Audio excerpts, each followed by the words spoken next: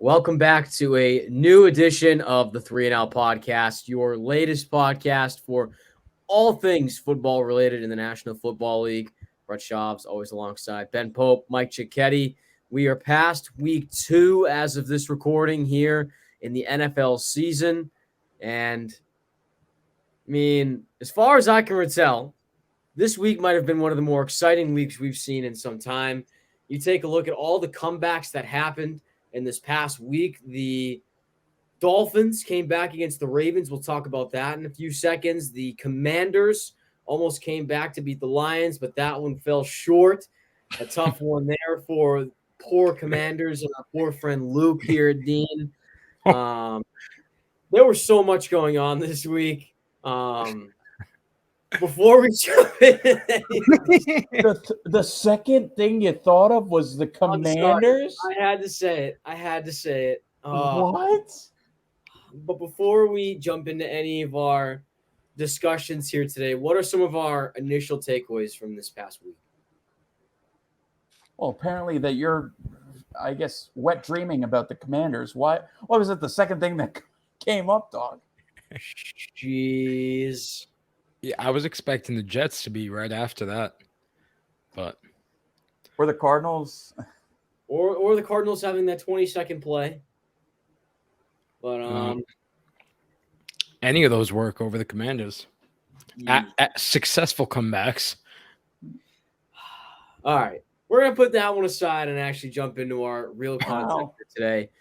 Jumping into what I just mentioned 2 seconds ago, with the Miami Dolphins. For those of you who tuned in this past Sunday, that you all know that the Miami Dolphins successfully came back against the Baltimore Ravens after being down 35-14 in the first half of the game.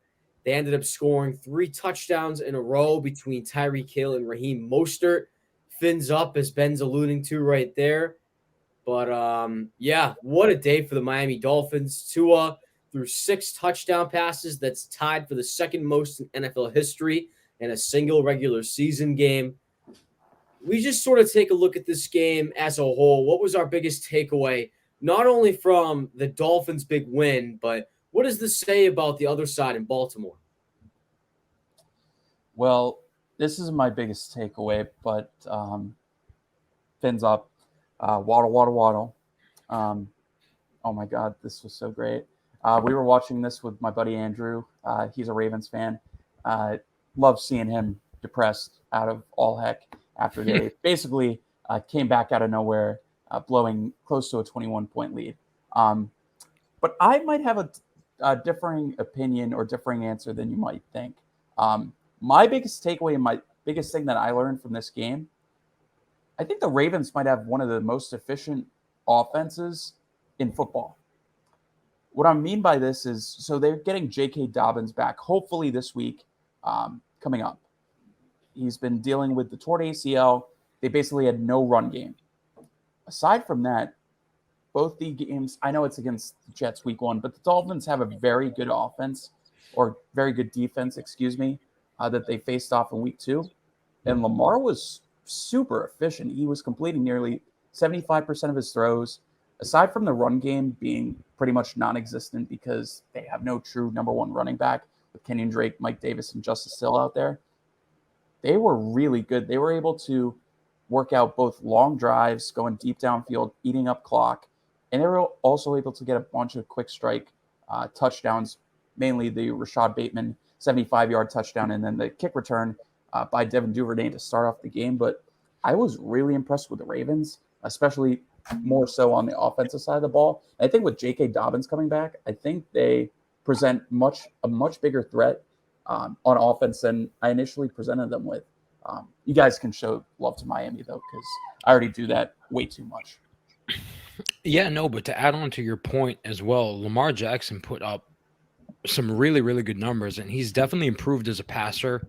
I've noticed besides that big run that he broke off for a touchdown, he hasn't really been putting up the rushing stats that he has previously, which I like. That shows that Baltimore has basically given him the full keys to the offense or have been questioned since he came into the league. Can he be an accurate passer? Can he be an efficient passer? And I think he is showing this year that that's what he's here to do. On the other side, I think that is also what Tua's showing. Tua is saying, I'm here. I am the franchise quarterback for the Miami Dolphins. And I'll say it, and I'll say it every week. I think Mike McDaniel was the best hire for this team because I think he turned this offense right around for them. Yeah, and not only for the offense too, but the defense. Besides the first half and those first few scores they really allowed, they were super efficient in the second half, consistently getting stops, sort of keeping Lamar Jackson contained. I was genuinely impressed with what I saw, not only in the pretty decent secondary they have, but the pass rush as well. That one really impressed me from Miami. As you both alluded to, Baltimore looks super efficient. I think this was the first time we really saw Rashad Bateman break out of his shell and be the dominant receiver that the Ravens wanted. You also saw some shades from Isaiah Likely that had a decent game as well behind Bateman. Both sides look phenomenal, but at the end of the day, I thought it was Miami that not only won the game, obviously, but just impressed all around. And I think they're going to be a serious force if this continues with the trend. Yeah, and I think that it's kind of going both ways that the media is having right now with a reaction to this game. It's either, oh my God, Tua's finally like taking that jump, or hey guys, why are you giving Tua any credit? This is all Mike McDaniel, Tyreek Hill, and Jalen Waddle's fault. I think you got to fall in the middle where you realize that Tua dealt with a bunch of issues last year and he's getting support from everything that's going around him. But you also have to recognize that, hey, the main reason that they were able to get back into this game, Tua was able to hit them, but it was Tyreek Hill and Jalen Waddle being able to break away on those big plays, not only in the first half, mostly with Jalen Waddle, and then the second half with Tyreek Hill. It was kind of a combination of both. But yeah, I think the media is having a little bit of a, I don't know, knee-jerk reaction on either side with Tua, and I think that's something that's probably going to be reprimanded a little bit more over the rest of the season. And kind of just to point out as well, not many people are mentioning it, the goal line stop that they had in the first quarter as well. Baltimore pretty much would have won that game with it. They were able to get the turnover on 4th and 1 with a fumble. So big plays were happening even in the first half for Miami's defense. Mm-hmm. Yeah. Miami coming up big in that game. A lot of positive things happening on both sides of the football for Miami and Baltimore as well. Moving forward and sort of jumping onto the topic you mentioned, Ben, of knee-jerk reactions, another big one that happened this past week was Trey Lance. Unfortunately, out for the rest of the season due to a broken ankle that required emergency surgery. So now Jimmy Garoppolo, who we thought was going to be the backup for the 49ers, is magically the starter again. And he will see the majority of playing time.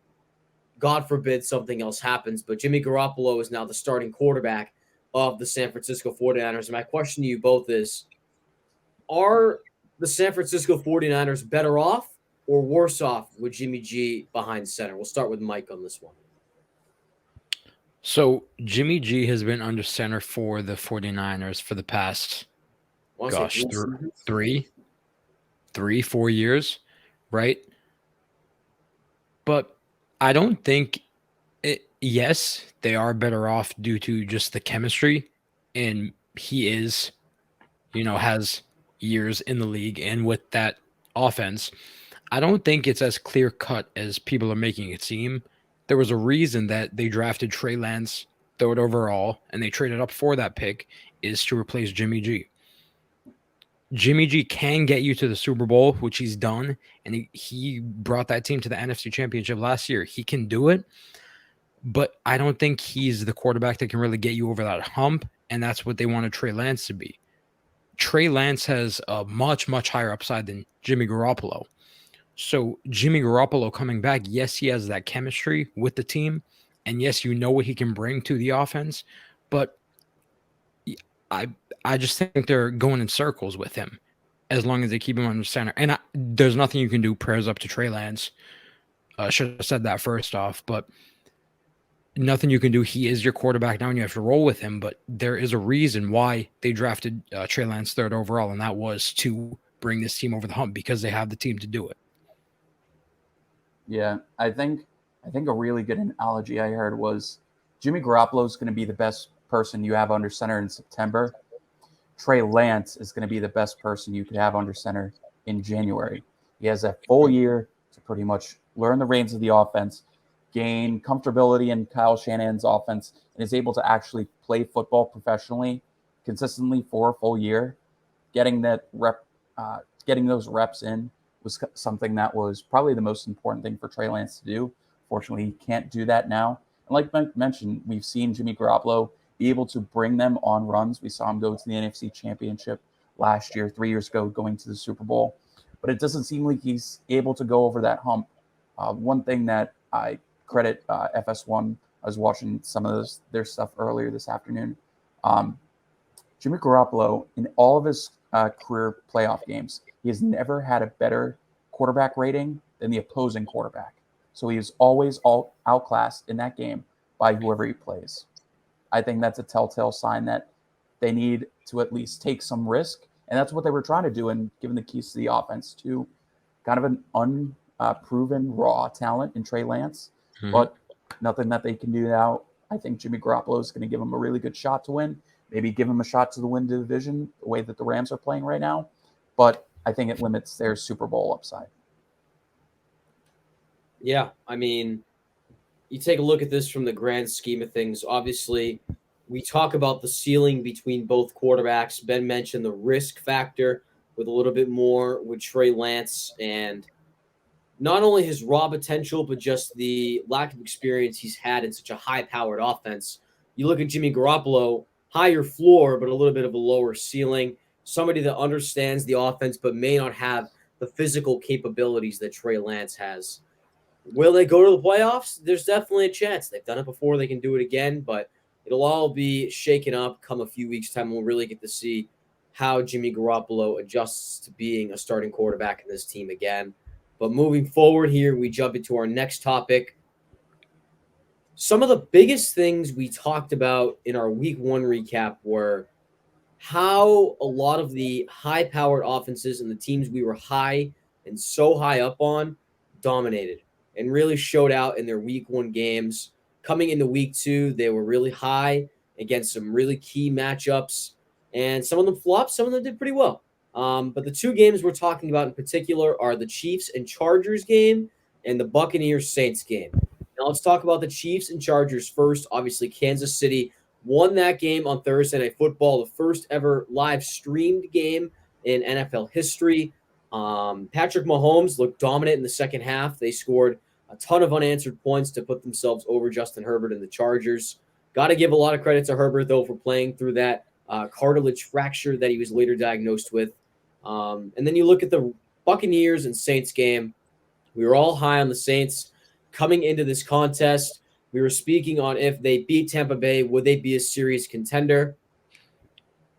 They ended up falling to Tampa Bay after a really low-scoring game. It was 3-3 up until, I believe, the end of the third quarter when Mike Evans had that touchdown from Tom Brady. It was Rashad Perriman who had the touchdown. But regardless, those were your results. But the big question in this whole picture is, looking at these 4 teams, what victory should we buy into more? The Chiefs over Kansas City, or do you buy more into Tampa Bay over New Orleans? Yeah, for this one, I think it's pretty clear. I think that I'm buying more into the Chiefs over the Chargers. And I only say this because with the Saints game, so just to kind of paint a picture, the Chargers dealing with injury in the fourth quarter with Justin Herbert with his chest. He's going under x-rays. Previously, he's questionable for this week, trying to play. Also missing Keenan Allen on the offensive side of the ball. He was out.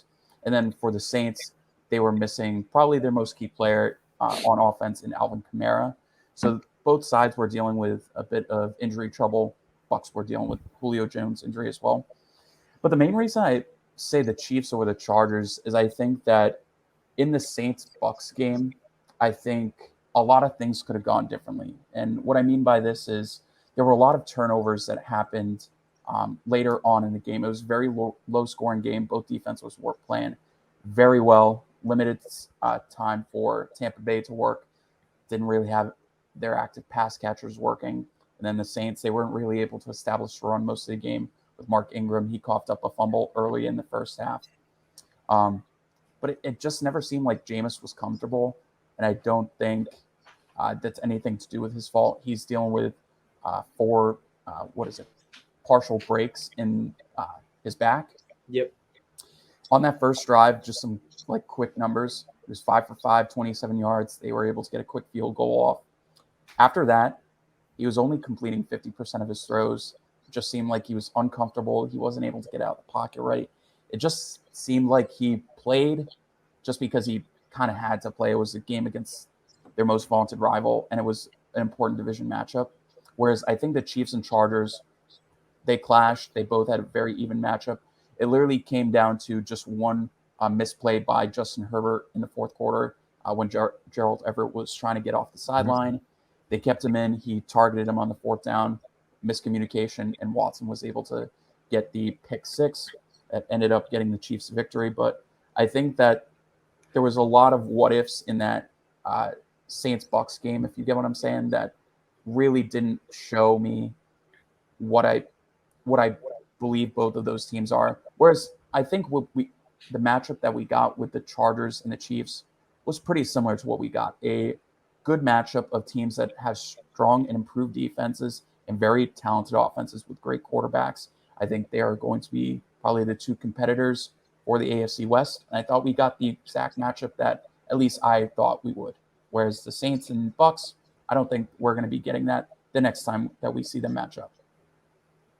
Yeah, I agree with Ben. I'm much more buying into the Chiefs' victory over the Chargers than the Bucks over the Saints.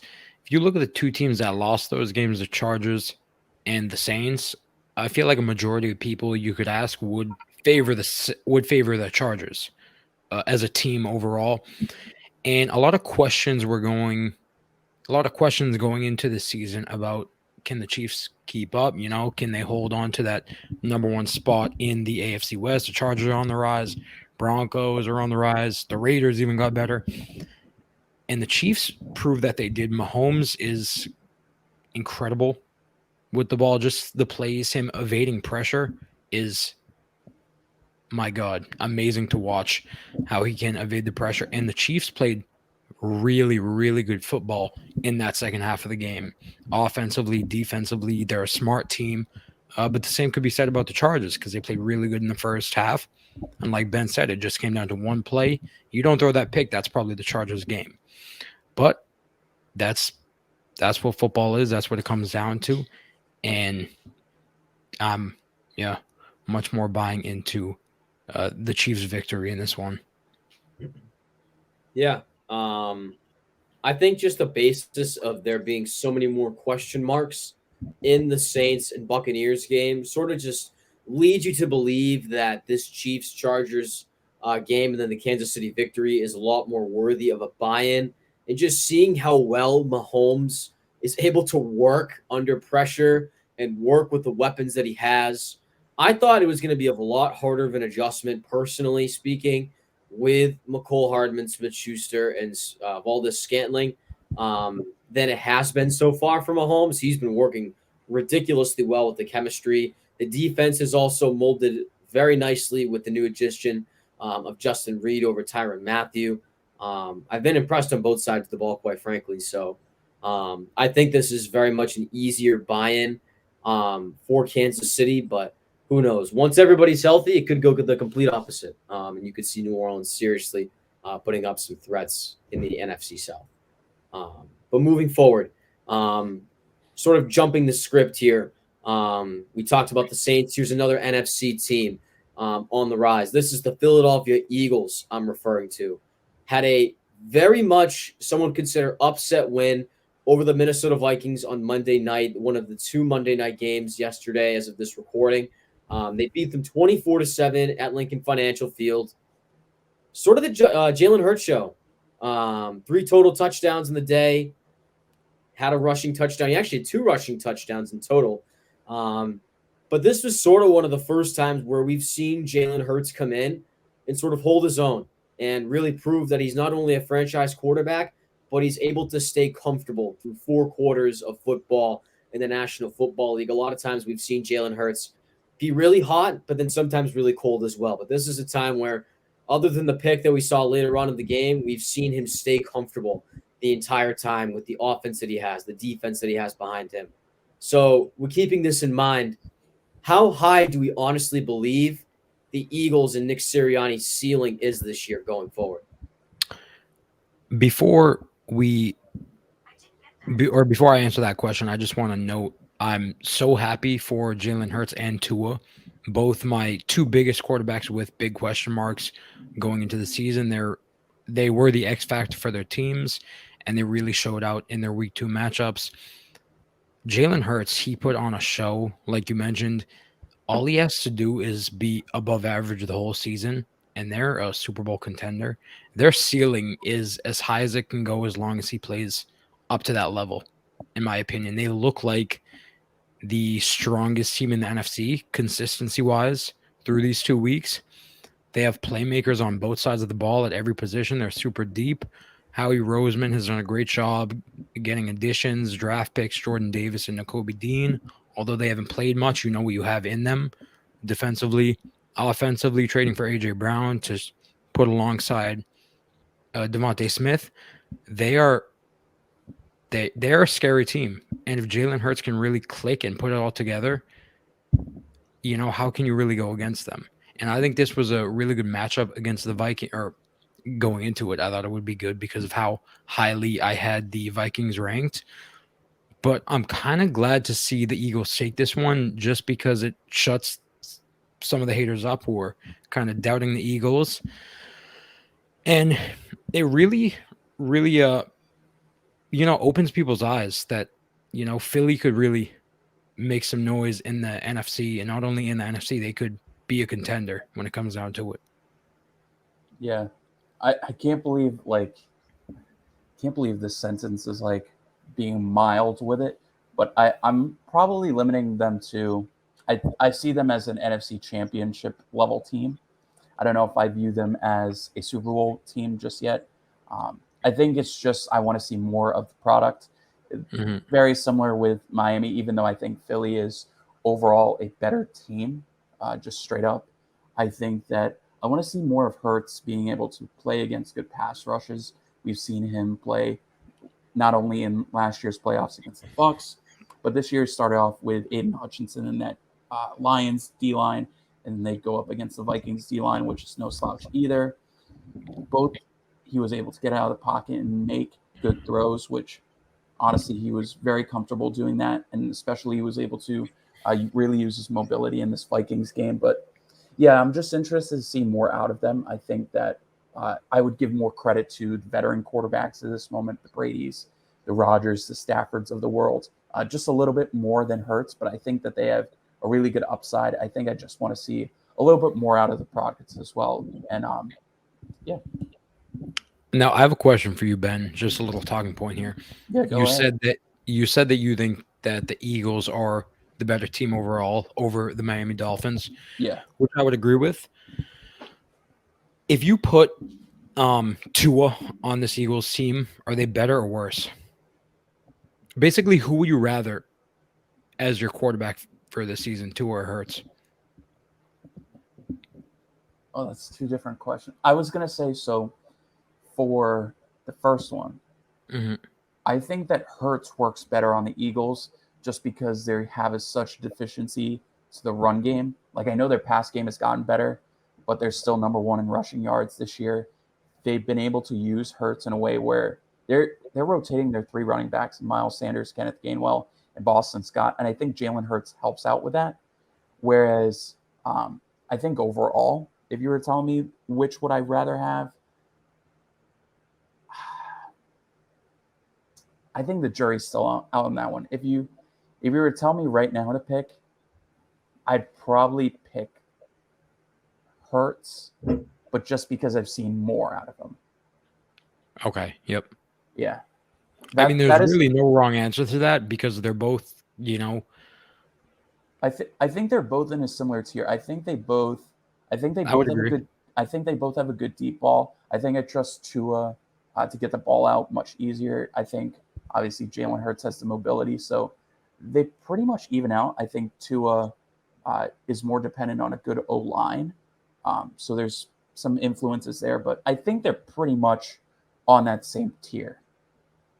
I would agree with that. Yep. So to answer that question, you would go with Hurts over Tua at this current moment. Yeah, I have a deficiency to like quarterbacks that can get out of the pocket more, and Hmm. Tua is still recovering like a little bit from his injury. Like I know it's a couple years out, but he's not like Joe Burrow, where Joe Burrow is like very much actively like going out of the pocket and trying to run for first downs. Tua isn't doing Right. that much. He's trying to dump off to Edmonds or one of the wide receivers. If I had to pick probably one of them just to throw my 2 cents into the hat here, um, You'd I'm pick your agreeing with Ben. MVP pick, I would imagine. I'm picking my MVP pick. It's Hurts. I also sort of have this scenario of picking quarterbacks that have a two-way ability over the one that just provides, either a passing ability or just straight up rushing. Um, in my eyes, I feel like Hurts is better suited for this Philadelphia offense with such a good offensive line. You almost have to have a quarterback that rushes to continue the efficiency to complement on the pass game. So I think that's why Hurts works so well, especially with Tua as well. I think it works for Tua because he has so many dynamic weapons to spread the ball out with. If you don't have your Tyreek Hills, your Jalen Waddles, I think he struggles more because he doesn't have that safety blanket to fall onto. But I'd honestly pick Jalen Hurts in this situation. Um, I think they're sort of on that, as Ben mentioned, like talent level or tier. Um, but I'd probably pick Hurts. And with that, we will move forward in our discussion. So we talked about the ceiling in Philadelphia so far. We've talked about buying into Kansas City over Los Angeles and the Chargers. We've discussed the 49ers and whether or not they're better off with Jimmy Garoppolo over Trey Lance. And the biggest takeaway from Dolphins Ravens, if you're just tuning in now, again, Brett Schubbs, Mike Cicchetti, Ben Pope. Thanks for sticking in with us here in the 3 0 podcast. Jumping into a new topic here and sort of the opposite of ceiling, and that is way bottom on the floor. And we're talking about the Bengals and the Colts in this scenario. Obviously, both of these teams have really disappointed in the last 2 weeks. The Colts are now 0-1-1. They had I believe it was a shutout loss against the Jaguars this past Sunday. They also tied at 20 against the Texans week 1. You look at the Bengals back-to-back losses against the Steelers and the Cowboys without Dak Prescott and a lot of weapons on offense. They really fell flat. So the question is here, moving forward, who do you sort of have to worry about more here in this situation? The Indianapolis Colts or the Cincinnati Bengals? I'm more worried about the Colts, and it's not really even that close for me. The Colts came into the season for me as the clear winner of their division, and they still haven't gotten a win yet against Houston and Jacksonville, two teams who, I mean, you look at on the schedule and you should be able to see the Colts over both of them. They should be sitting at 2-0 right now, but they're not. I'm more worried about them over the Bengals because the Bengals, they have that chemistry. They're basically going into this year with the same team. Improved offensive line, although hasn't really been clicking yet for them. Joe Burrow sacked a tremendous amount of times through these 2 weeks.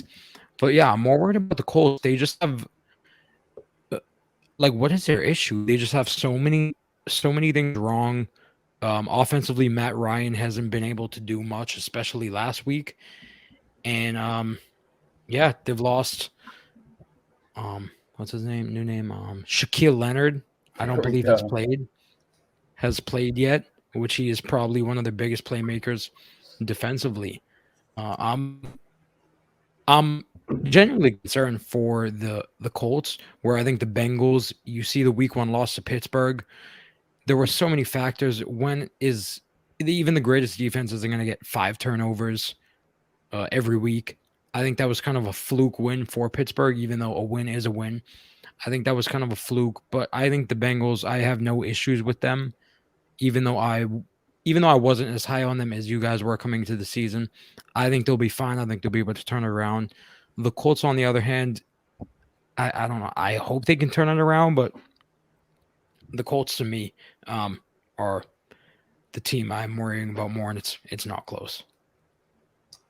Yeah, I'm in the same boat. And I was I think I was the highest of the three of us on the Bengals, Mm-hmm. but I'm pretty sure like their biggest issue for me, and it's correlated between both games, it's two things. One, they haven't been able to establish T. Higgins in the first half of either of those games. T. Higgins was hurt with a concussion in the Steelers game, and he got no targets in the first half of the Cowboys game. As soon as they started targeting T. Higgins, who is usually matched up against the number one corner, like Trayvon Diggs was on him like 70% of the time in that Cowboys game. Yeah, Joe Burrow just wasn't targeting him. He was going to Chase, Boyd, Mixon, all the other guys rather than him. So you want to make sure that you're kind of sharing the load between your three like key offensive pieces, and that's Chase, Mixon, and T. Higgins. And they also have just gotten off to really slow starts on offense. They're not running the ball as much. They're trying to establish the pass really early. The success that they showed last year, it was really balancing the offense. I know that kind of comes with the struggles that they've had on O-line, but their hesitancy to kind of run the ball has kind of made it a little bit weird where they're not able to establish the run. They're also just falling behind really early. So I think those are a couple quick changes. They have the Jets this week. I think that'll be a really easy fix. The Colts, on the other hand, they are going to have no breather because they have the Chiefs this week. And like Mike said, this team has just looked really weird. Like their defense is usually, like I shouldn't say usually, but last year was one of the best in the league on both sides of the ball. They were really, really good, and they just haven't looked that great. Like only giving up 44 points to the Jags and the Texans. That's not awful, but they haven't looked that great. Like Trevor Lawrence was really efficient in his passing game. He was close to 75, 80% completion. He was awful in completion, even going back to week one and all of last year. So just making him comfortable in the pocket, that was something surprising to see. Whether that's Darius Leonard being out or some other factor, we'll see. And also, you mentioned the offense and Matt Ryan.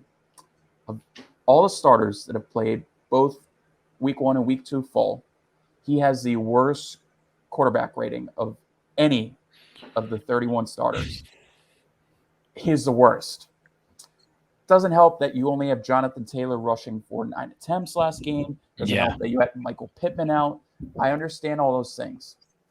You got to make sure that you're using the offense that gave you so much success last year with some new elements. Matt Ryan gives you the element of he's probably just a safer passer than Carson Wentz. Carson Wentz is playing really great these 2 weeks, and he's kind of throwing the deep ball as much as possible, but that's not really the way that the Colts are built to win. They just need safe passing and able to establish the run with Jonathan Taylor. They haven't done that. He's been making some really bad mistakes. I'm pretty sure he has either 5 or 6 turnovers in the first 2 games. Not good, not what you want to see. He needs to be protecting the ball more, and just it's kind of confusing why they're being as bad as they are. I know they're only 1 loss and 1 tie. Jeez. But it's also against the Jaguars and the Texans, which we all said that like they would be slightly improved this year, but it's still the Jaguars and the Texans defense. Like Yeah. 0 points and then 20 points. Come on, guys. Like they need to figure out what they need to do, and they need to figure it out quick, because if not, Kansas City is going to put a beat down on them, because I'm pretty sure they're in Arrowhead. That's not going to be a safe environment for Matt Ryan and that team. Correct that, they're at home, so it'll be a little bit better. So I still pick the Colts.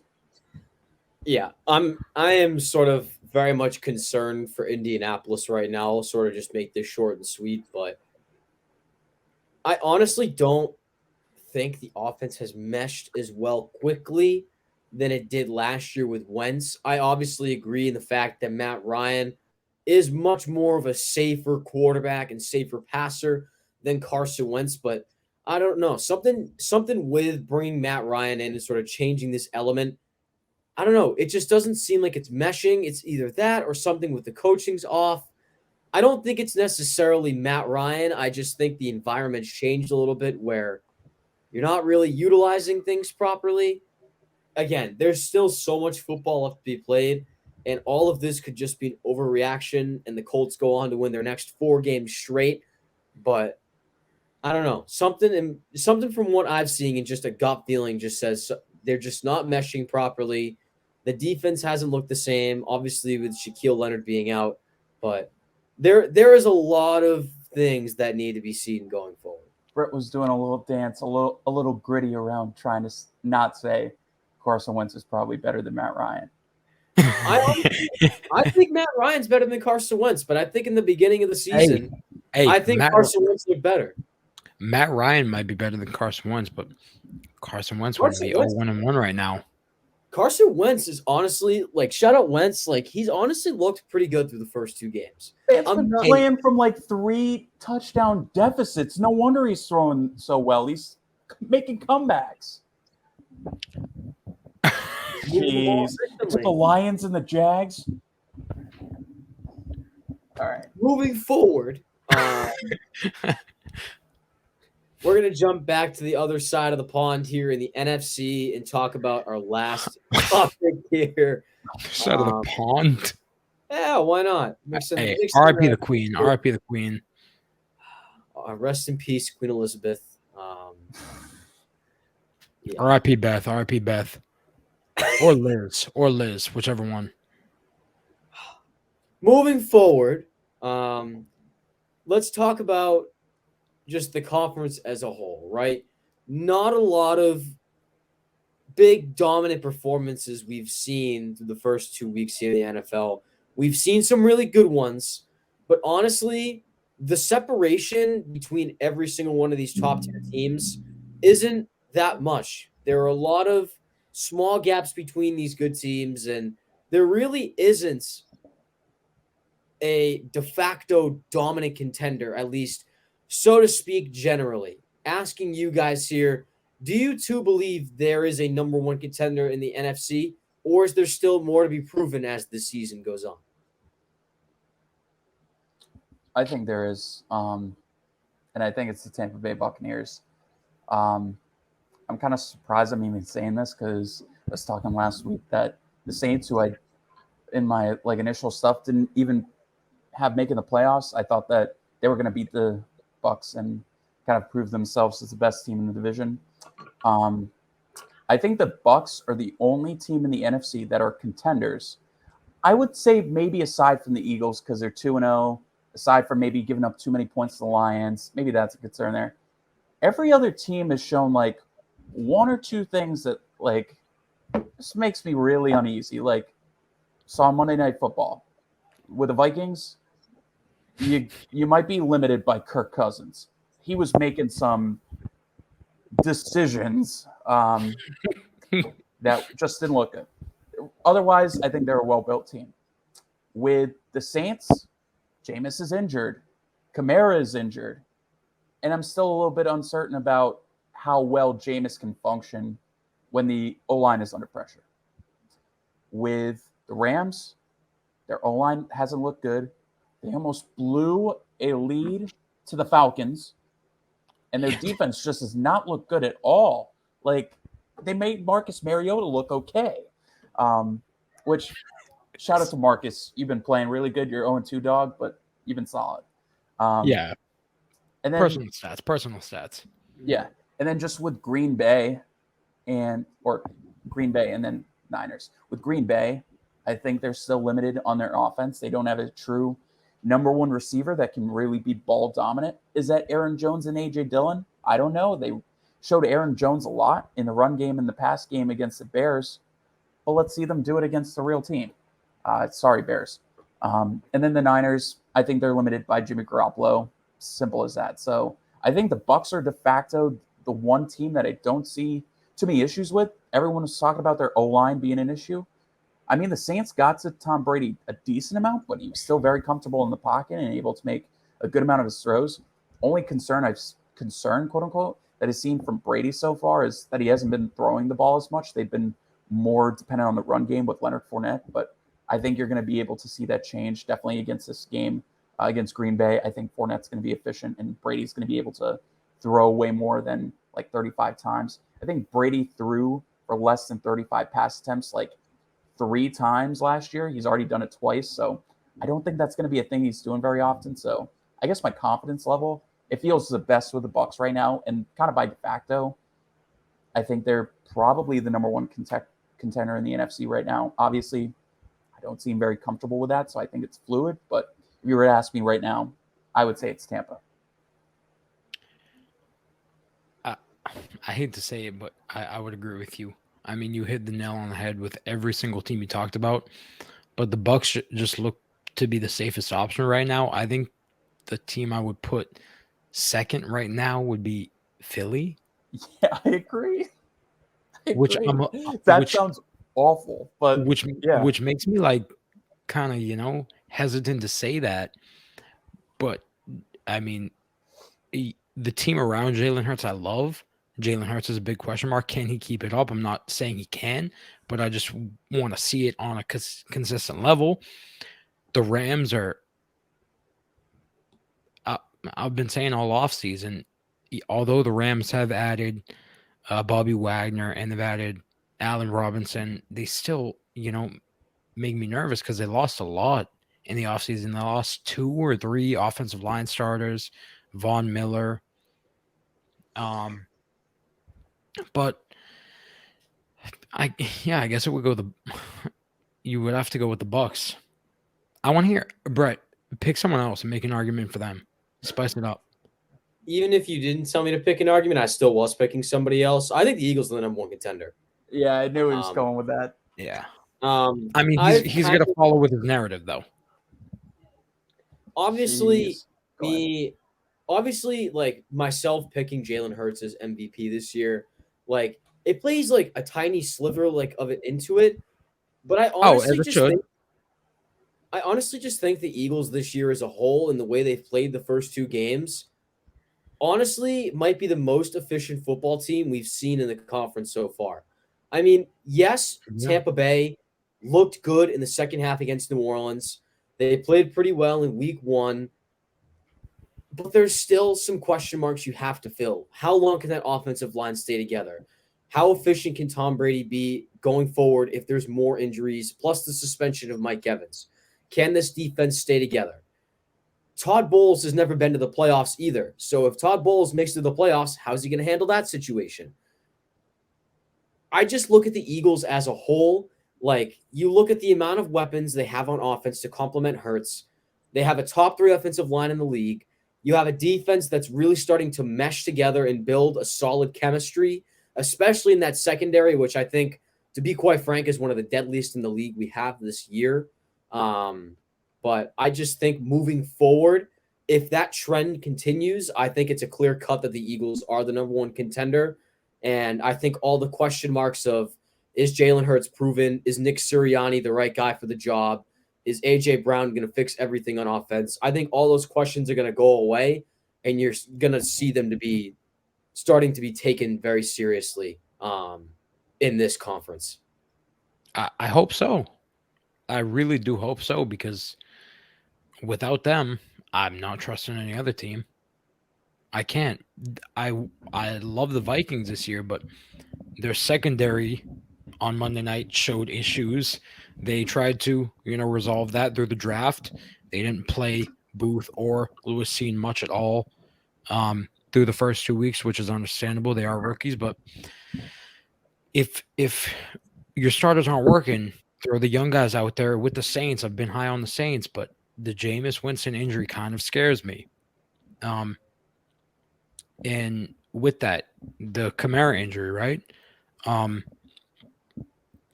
The Saints have played 1 good quarter of football this season and somehow have a win. So I just need to everything is an overreaction still, right? It's 2 weeks in, but yeah, I mean, the Bucs are the only one, or the Bucs and the Eagles are the only teams that have shown true consistency. when it comes to the NFC teams. Yeah, for sure, I mean, for sure. you could make a case too for the Rams, but again, that Falcons sort of. No, Let me no. let me have my 2 cents, Michael. Do it. Yes, the comeback against the Falcons is scary, right? The Atlanta coming back sort of narrative, them almost tying the game. But we're putting just aside the fact that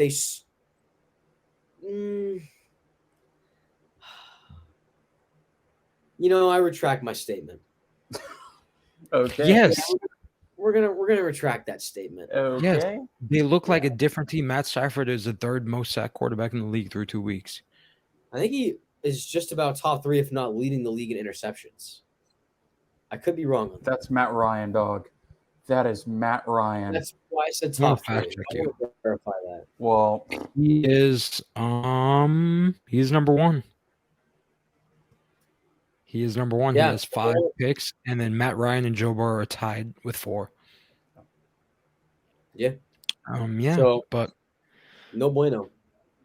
yeah, so what all right. we have to say, what we have uncovered from this little topic, every team in the NFC not named the Buccaneers or the Eagles, step it up.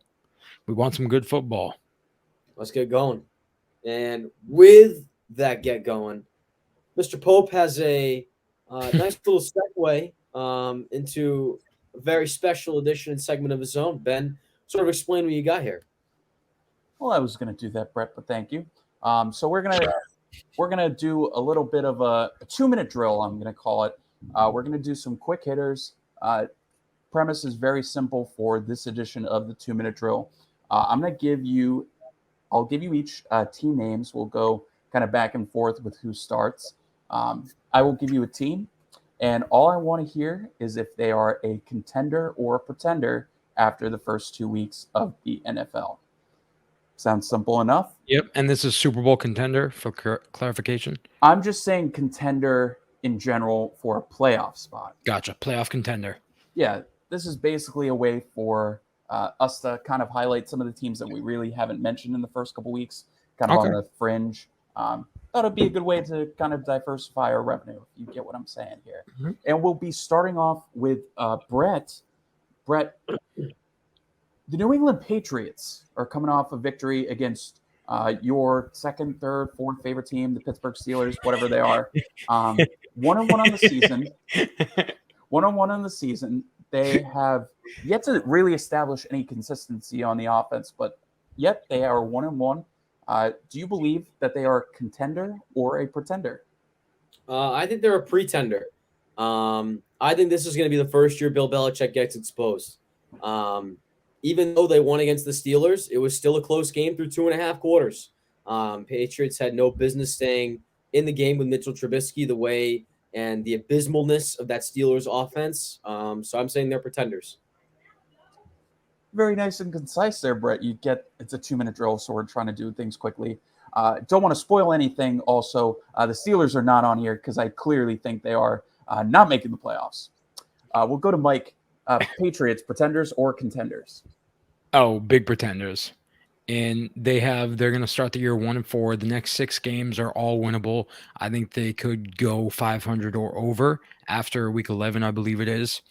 After week 11, their schedule from there on out is just all hard-nosed football teams that all of those could be losses. Not saying all of them will be, but I think they'll look good or they'll look decent record-wise midway through the season, and they'll just, fall flat when it comes time for the playoffs. Yeah, also doesn't help when they're trying to learn a new offense and their quarterback is dealing with back spasms. Oh, I got a flu. I'm a little sick and missing practice in week 2. So we'll move on from there. We'll go to the NFC side. We'll go AFC, NFC. We'll go to Mike first. The Giants, surprise 2-0 team. Yeah, but they're playing against Baker Mayfield and Ryan Tannehill, 2 of my favorites, but unfortunately they're not doing so hot. Mike, are the Giants pretenders or contenders?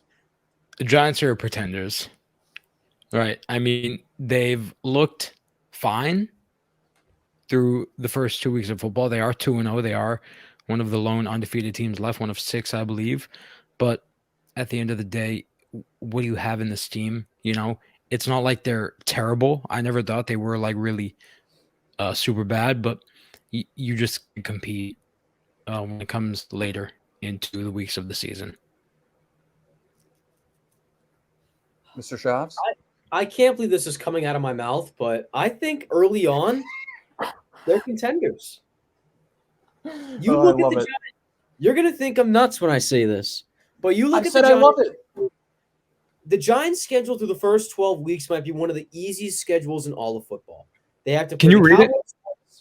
So throughout the next few weeks, you have the Cowboys on Monday night, right? You have Cooper Rush, could be a win. Then you come back home to MetLife to play the Bears. I don't need the whole storytelling Robert Frost. All right, I just want the teams they're playing. That's what he was doing. Would have lightened up our mood here, but moving forward, Packers, it's a 2-minute drill. You got to move quick. Packers, Ravens, those are losses. After that, you have the Jaguars, Seahawks, and Cowboys with Texans. Those could all after that be easily wins, and you put yourself in a positive record. They could start the season 4-2. And then move into those next 4 games and get 4 more wins out of that. I'm not saying they're the best team that God's ever seen, but they could put up a spot for the wild card. The Saints could fall flat on their face, but I think you take that back. Wild card. Well, they don't have 11 from heaven, as Mr. Skip Bayless says, but I like the creativity there, Brett. I like the optimism. We're going to go back to you for another team I feel like you're going to be very openly optimistic on. Dan Campbell's Lions pulled out their first victory of the season this past week against the Washington Commanders and your best friend Carson Wentz. Almost came back against the Eagles as well in week 1. They have been really hard-fought games in both situations. Brett, do we believe the Lions are contenders or pretenders? The offense looked a lot more efficient, but I'm saying pretenders. Reason being, you let up way too many points on defense. You sort of let the Eagles go back and forth with you in week 1, and you almost let the Commanders come back in week 2. That says a lot, especially with how much you're allowing on defense. Yes, Jared Goff and this offense is looking a lot better than last year, but if you're allowing that many points week to week, you sort of put yourself at risk 100% of the time. So I'm saying they're pretenders as of now. Mike? The Detroit Lions are contenders. Their offense is top 5 in the league. The defense does have question marks, but I'm confident they can hold down the fort, as one could say. And their offense isn't even at its full potential yet. They're still waiting on Jameson Williams' return. Who knows when he's coming back? They're not giving really any signs. They're saying midway through the season. This offense keeps rolling. You get the speed factor in Jameson Williams and the weak NFC conference. I think Detroit could sneak in there as a wild card spot. When you get my man D Swift getting a pass from Jared Goff on the 20-yard line, this man falls down, basically sits, and then is still able to score against the Commanders. You might be on God's side there. But I like that for the Lions. We'll go back to you, Mike. We'll go from one kitty purr to another. The Jacksonville Jaguars, we talked about them beating the Colts this week, 24-0. Trevor Lawrence honestly looked great. This was probably one of the most efficient games that he's had as a passer since joining the NFL. It seems like Doug Peterson has really gotten them in a good spot offensively. Are they contenders or pretenders, the Jaguars? The Jaguars are pretenders due to the strength of the AFC. I think they have a solid team. Trevor Lawrence is steadily improving. Offensively, I don't think they have the greatest weapons, but Trevor Lawrence is using them to the best of his ability. As in Christian Kirk, James Robinson is back this season. Defensively, they have pieces. Trayvon Walker, first overall pick, who many didn't think he should be the first overall pick. I think he'll be fine. He showed in week 1 with he had a interception, I believe, and a sack and a fumble recovery maybe. Had a great week 1, kind of a low-key week 2. But I just think all over defensively, they have playmakers. Foye Oluokun, linebacker from Atlanta, they picked up. Devin Lloyd has been one of the highest-rated not only rookies but defenders in the league. Got him in the first round out of Utah. And then secondary wise, I really like the pickup in the Rams, Darius Williams, to be cornerback number 2 alongside the Griffin brother, Shaquille Griffin. I do think they are pretenders. If they were in the NFC, however, you could make an argument for contenders. For the first time since 20, I believe it's 15, the Jacksonville Jaguars are contenders. I'm going to be straight up. This is their division to lose. I don't think the Colts are looking as good as people think. And it could be an overreaction, could be a lot of stuff happening, but I think there's too much upside on Jacksonville's side to not put them as contenders. I really like what Doug Peterson's been scheming up on offense. I think they're moving the ball efficiently, especially considering the amount of star power they're lacking on offense. They have a lot of committee pieces, but no real star other than Trevor Lawrence as the exception, obviously. The defense has also looked phenomenal between Trayvon Walker and Josh Allen and Devin Lloyd. Everybody's coming together, and they look like a solid football team week in and week out. I think this is honestly their division to lose, and I'm putting them as contenders and making the playoffs.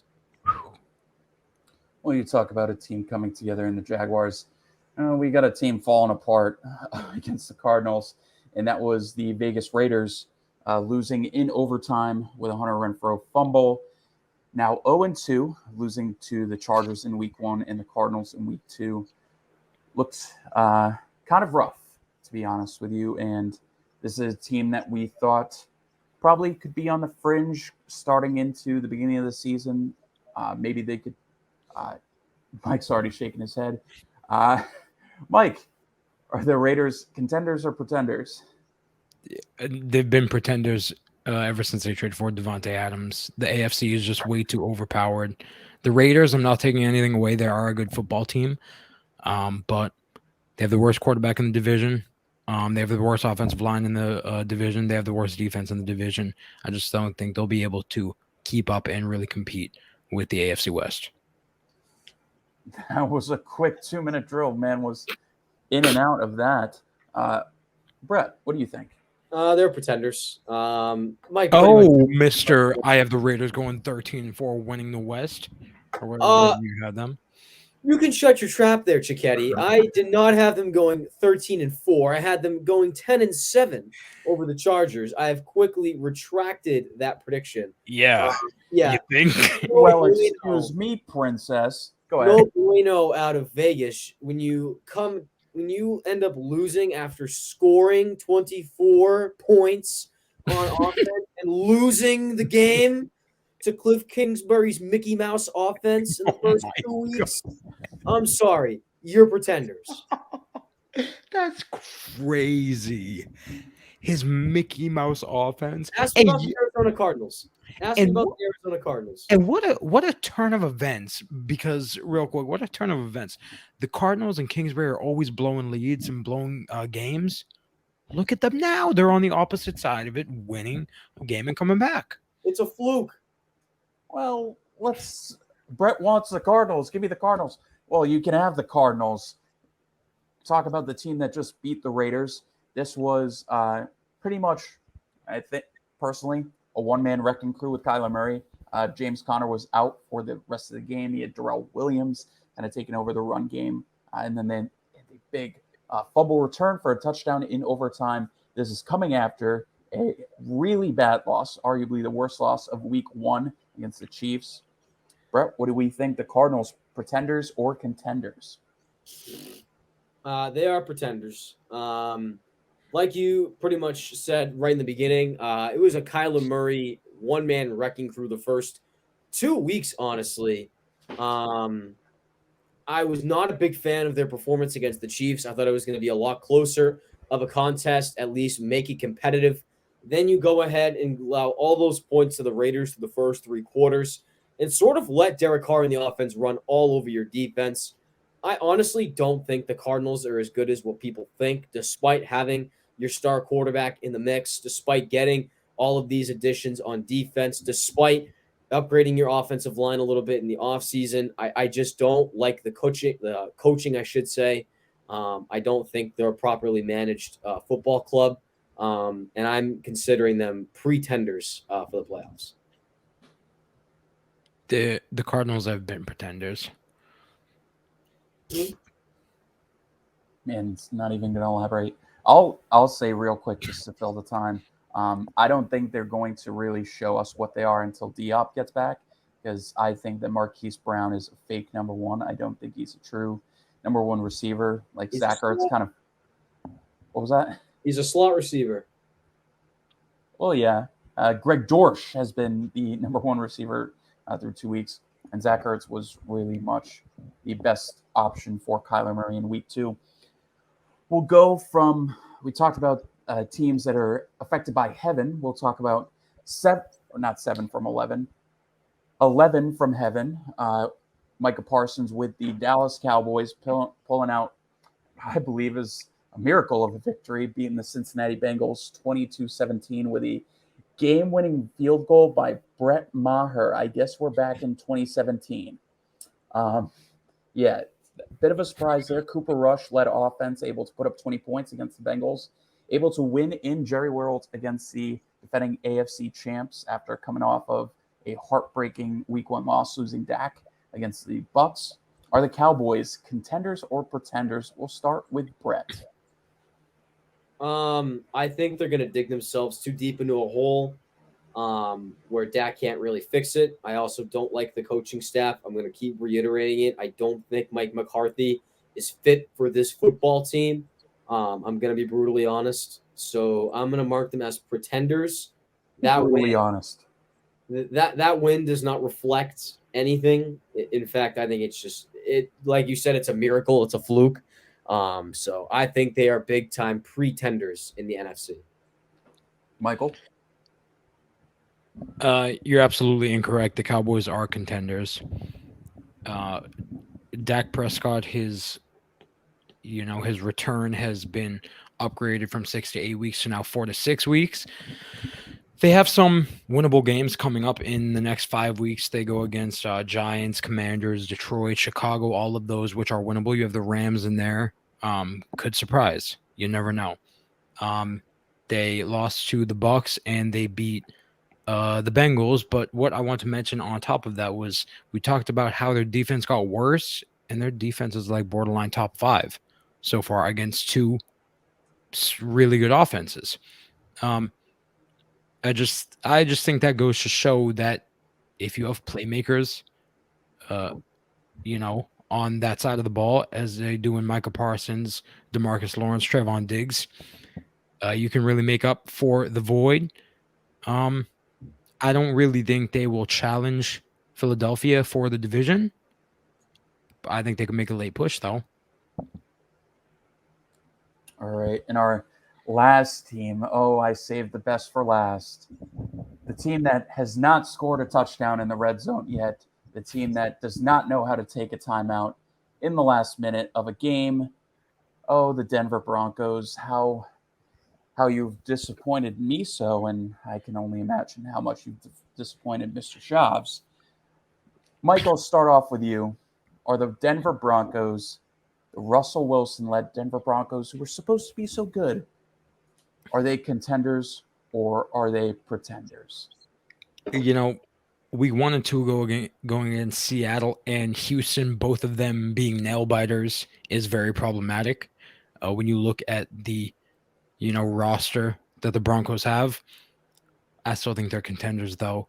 Just growing pains, new quarterback, new head coach. I like the team offensively and defensively. They've gotten very much better offensively just with adding Russell Wilson, Javonte Williams, breakout year, Judy breakout year, defensively, Pat Surtain breakout year, Randy Gregory, not breakout year, but what he can bring.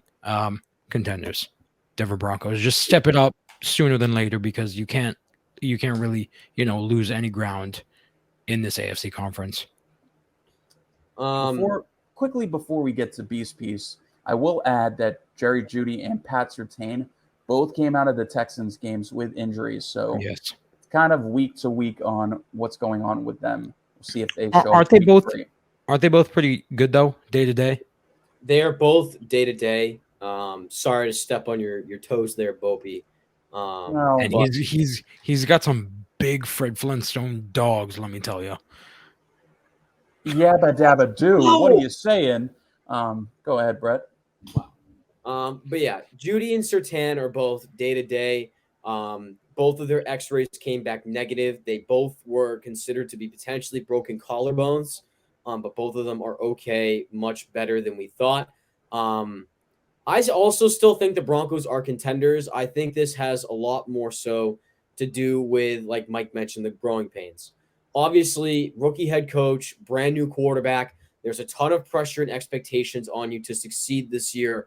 And honestly, I'm not really surprised with what Denver has done so far. Yes, you're going up against two low tier opponents, schedule based, but there's going to be scenarios where you're going to have struggle and you're going to see some adversity being challenged here with the new coaching staff and a lot of rookie coaching. Azure Rivero has had a lot of different struggles with man to man defense and sort of keeping these zones contained and not allowing cheap first down yardage.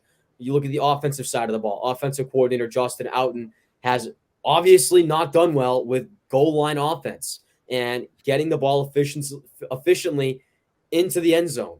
That's something the Broncos have seriously struggled with.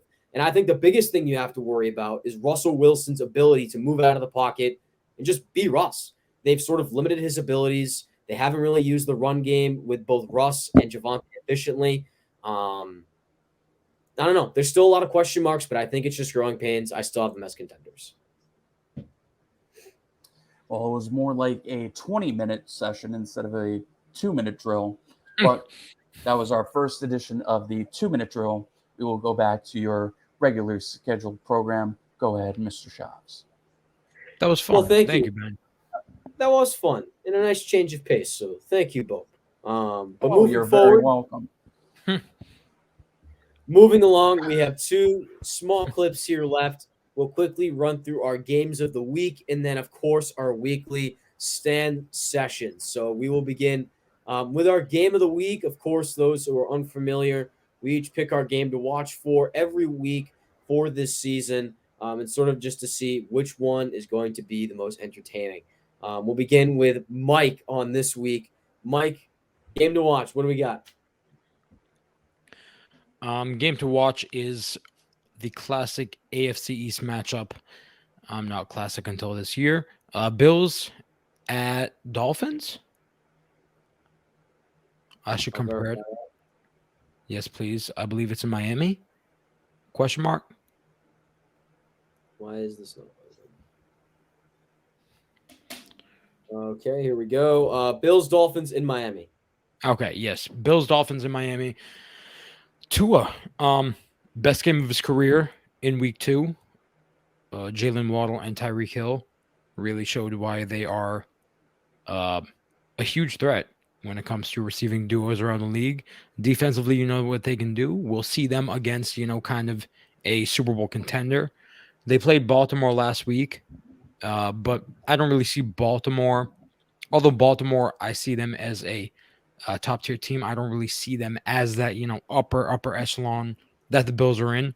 So it will be good to kind of get a sense of where the Miami Dolphins really sit when it comes to rankings going up against the Buffalo Bills team. Also, I'm pretty sure Tua doesn't have a win against the Bills yet. So that would be nice. Even more the reason for him to, a little motivational win, get that win. Ben? All right, so I didn't get to talk about the Broncos in the last segment because I am talking about the Broncos here. My game of the week is the 49ers at the Denver Broncos. This is one of the later games on Sunday night. And this is a very interesting one because going into it, preseason, everything, looking at the schedule, this was a matchup that we thought Trey Lance would play in. So I thought, this is going to be an easy win for the Broncos. They're playing a rookie quarterback in the Mile High. There's no way he succeeds. Now, with the change at quarterback with Jimmy G under center, and the potential that George Kittle can be back for this matchup in week 3, that's going to present a dangerous threat to a team that has really struggled, like you guys mentioned, with red zone. They haven't produced as well on defense against two kind of mediocre offenses in the Texans and the Seahawks.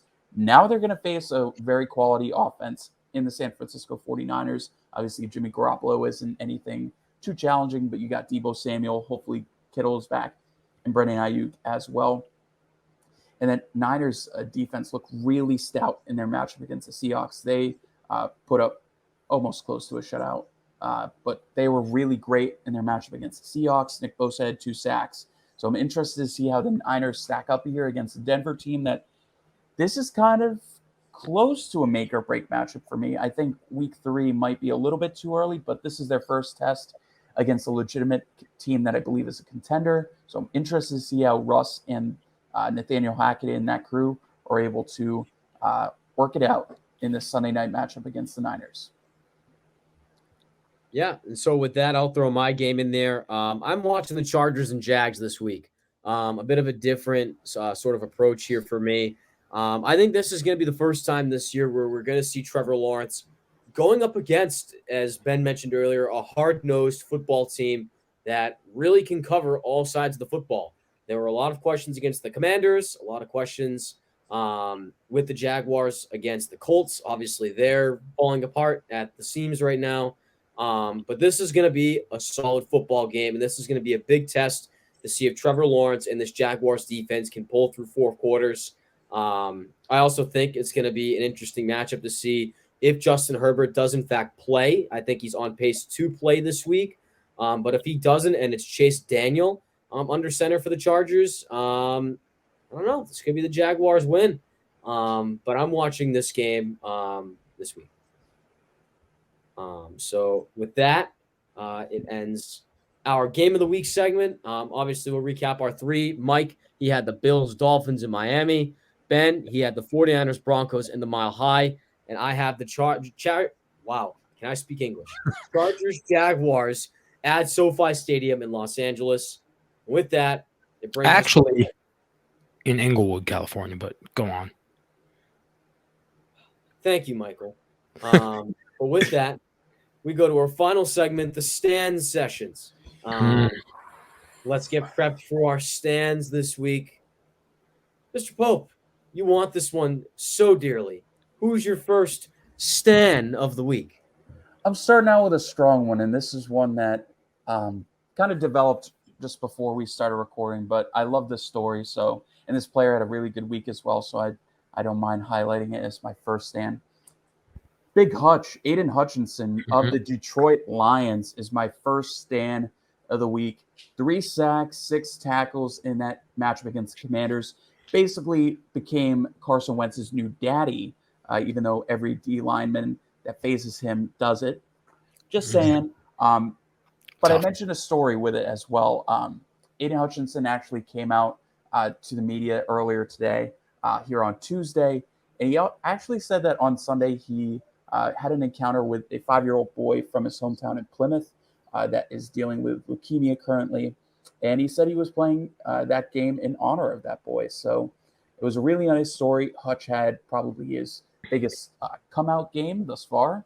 Only 2 games, but he's been playing really good so far. And had a really solid one. So kind of the story combined with the effort that he put out there, easy choice for my first stand of the week. Michael? My first stand of the week is highlighting a offensive firepower from Monday night slate of games. Stephon Diggs. Stephon Diggs, 148 receiving yards, 3 touchdowns. The thing I love about Diggs, or not the thing I love about him, even though, we do love Stephon Diggs, but you talk about the best receiver in the league, and you mention Jefferson and Devontae Adams, Cooper Kupp, even Tyreek Hill. I feel like Jamar Chase even gets brought up. I feel like Stephon Diggs kind of gets, pushed aside when it comes to mentioning the best receiver in the league. He can put up numbers just like all of them. Route running is a strength of his, and his connection with Josh Allen is, something special. They showed it in week 2 against Tennessee. So yeah, Stephon Diggs is my first stan. As I write down here really quick, I'm going to the Lions for my first stand. I think we all know who this is. Yeah, we do. I'm an Amon-Ra St. Brown stan. I have been ridiculously high on this kid all preseason. It's coming to fruition. Well, that's a little inappropriate, Michael. Mike, where'd you get that lollipop, dog? Mama. Wow. All right, we're gonna forget that for 2 seconds. We'll go back to that eventually, but We want to go back to that. Pause. We don't. We'll We move don't. on. later, behind the scenes. But I'm on That's Ross. on our OnlyFans page, actually. Well, Now we're cutting this out. no, we're not. I'm on No Ross cut. St. Brown. First player in NFL history with 8 consecutive games with at least 8 targets, or at least 8 catches, I should say, for St. Brown. He put up, I believe it was just about 40 fantasy points on his 2 touchdowns this past weekend against the Commanders. But this kid is lighting it up. Jared Goff's easy number 1 receiver target. When it comes to the corpse right now, we'll see how things shape out when Jamison Williams gets added to the bunch, but he is picking up right where he left off at the end of last year. And he is probably one of, if not the best receiver in football right now, statistically wise. So I'm picking Amon-Ra St. Brown. All right. Before I get on to my next stand, or my last stand, I should say, I just want to do a little bit of a honorable stand, just because the second one is so near and dear and was very clear to me. I want to give a quick shout out to Garrett Wilson. Had a phenomenal week against the Cleveland Browns this week. 18 catches for over 100 yards and 2 touchdowns. Led the team with 14 targets. He's been kind of a revelation in that offense. He's been the number 1 target for Joe Flacco, who's been very pass heavy. But Garrett Wilson had some unbelievable catches in that game. Got the game-winning catch to seal the victory for the Jets as well, doing the Ohio chant in the end zone as well. Had a really great week. But you couldn't expect anything else from my second stand, which is a duo. And it's the best wide receiver duo, maybe in the NFL, perhaps. Jalen Waddle and Tyreek Hill. When you put up a stat that has never been done before, which is the first pair of teammates in the Super Bowl era to put up 170 passing. Can I speak? Yes. But he's getting mad at himself. 100 because I can't word it right, even though I'm reading off something. The first duo of wide receivers in the Super Bowl era to each post 170 plus receiving yards and 2 or more touchdowns in the same game ever. That was Jalen Waddle and Tyreek Hill. Jalen Waddle was pretty much all of this happening in the first half, with the exception of the game-winning touchdown, whereas Tyreek Hill caught 2 bombs of 40 yards plus each to kind of tie the game for the Dolphins. He was dealing with back spasms, or he was taken out in the third quarter. He wasn't playing at all. So this is pretty much 3 quarters for Tyreek Hill. These two have been unbelievable, getting an unfathomable amount of targets from Tua Tagovailoa. It's been unbelievable. They have been the 2 focal points of the offense. They finally got Mike Gesicki involved as well. You've seen Raheem Mostert and Chase Edmonds, but these 2 are the cream of the crop. This is what Mike McDaniel figured he would be able to do, is take shots, take good planned out slant routes with either of these 2 players, and it is showing out phenomenally. They are arguably the best, I want to call it quick play offense. What I mean by that is they're able to do a quick strike and they're able to score very easily. It's super impressive to watch. It's super fun to watch.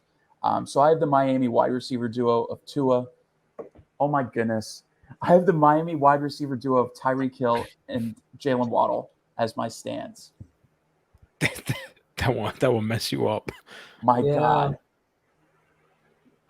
Michael? This one hurts. I got to show love to him. My second stand of week 2 I wanted to give him some love because you know it's once in a while you have players that do this. Jalen Watson, the Chiefs cornerback who scored the pick six against the Chargers. Now I want to read this little note.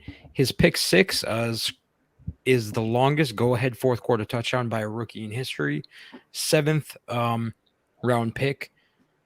And he basically won the game for the Chiefs with that go-ahead pick six over the Chargers, who are a top contender along with the Chiefs in that division. So shout out Jalen Watson. If it wasn't for him, the result could have been different. And who knows if that could have implications down the line with playoff seeding and stuff, because that division will be a tight race.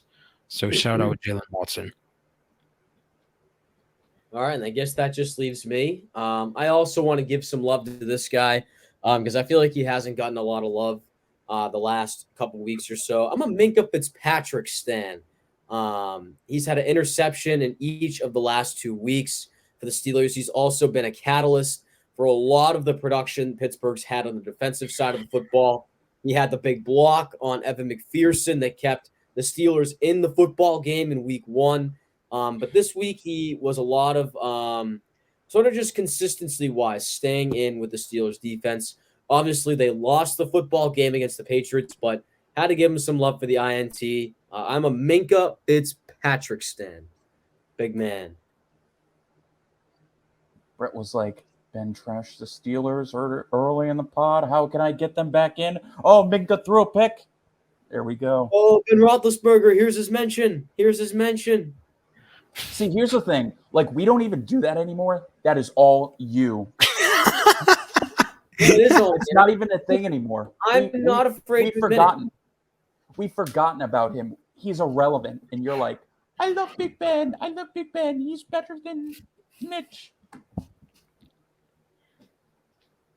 Wow. He's better than Mitch. You know who he is better than? Carson Wentz.